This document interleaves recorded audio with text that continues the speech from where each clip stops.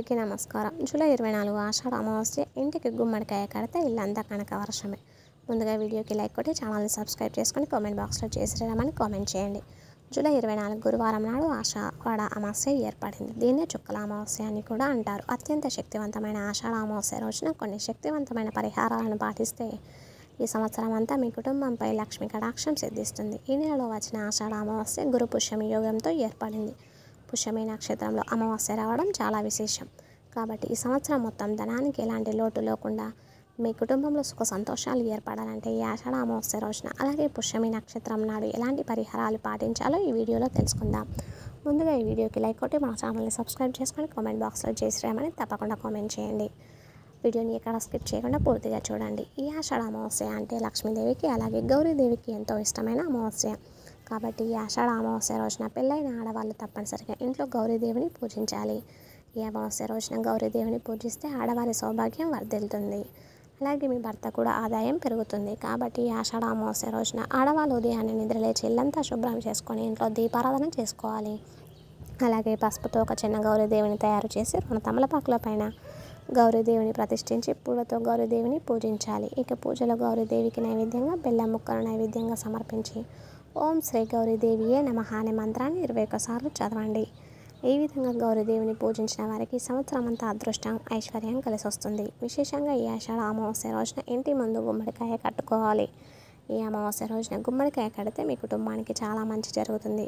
అలాగే కుటుంబ సమస్యలన్నీ తొలగిపోయి మీ ఇంట్లో ఇలాంటి సమస్యలు ఏర్పడకుండా డబ్బు పరంగా మీ ఇంటికి బాగా కలిసి వస్తుంది.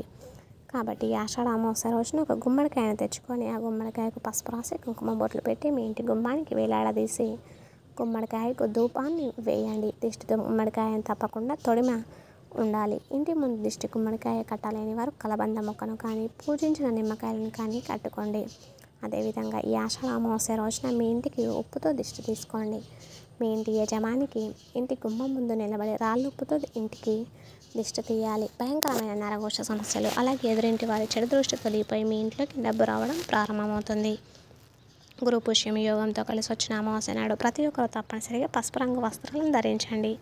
ఈ రోజున పసుపు రంగు వస్త్రాలను ధరిస్తే విపరీతమైన అదృష్టం మీకు కలుగుతుంది. అదేవిధంగా ఈ అమావాస్య నాడు ప్రతి ఒక్కరు పసుపును కొనండి.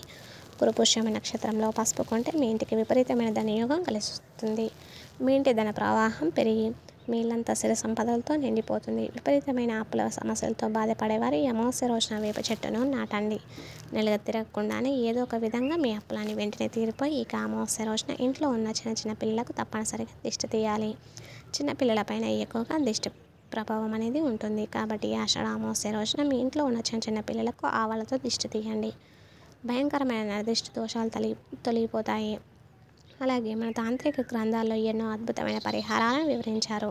అయితే ఈ అమావాస్య రోజున రాహుకాల సమయం అంటే జూలై 24వ తేదీ గురువారం నాడు మధ్యాహ్నం 1:30 నుండి 3 గంటల మధ్యలో ఇంట్లో ఉన్న ప్రతి ఒక్కరూ తప్పనిసరిగా తేనె కలిపిన మరమరాలను తినండి. ఇలా చేయడం వల్ల సర్వ పాపాలను తొలగిపోయి మోక్షం లభిస్తుంది. మన జాతకంలో పాపకర్మలు తొలగిపోతే జీవితంలో ఎలాంటి సమస్యలు ఏర్పడకుండా ఉంటాయి. కాబట్టి ఈ పరిహారాన్ని తప్పకుండా పాటించి చూడండి. ఇక ఈ ఆషాఢ అమావాస్య రోజున ఇంట్లో ఉన్న ప్రతి ఒక్కరూ ఖచ్చితంగా తలస్నానం చేయాలి.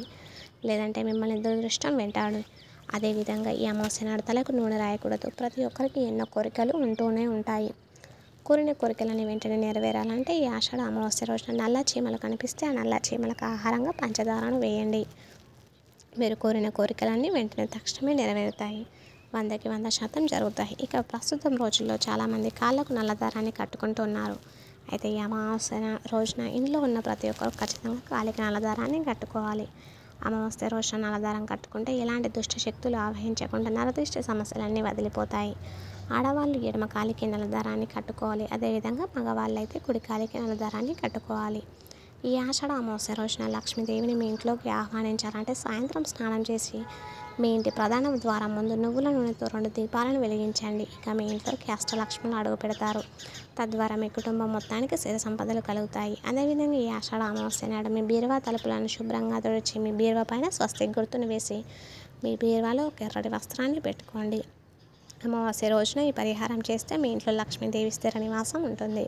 తద్వారా మీరు ధనవంతులు అయ్యే అవకాశం ఉంది. అమావాస్య రోజున గోవును పూజించిన వారికి సమస్త పాపాలు తొలగిపోయి జన్మల అదృష్టం కలుగుతుంది. ముఖ్యంగా ఈ ఆషాఢ అమావాస్య రోజున గోమాతకు ఆహారం వేసి నమస్కారం చేసుకుంటే ముక్కోడి దేవతల అనుగ్రహం లభిస్తుంది.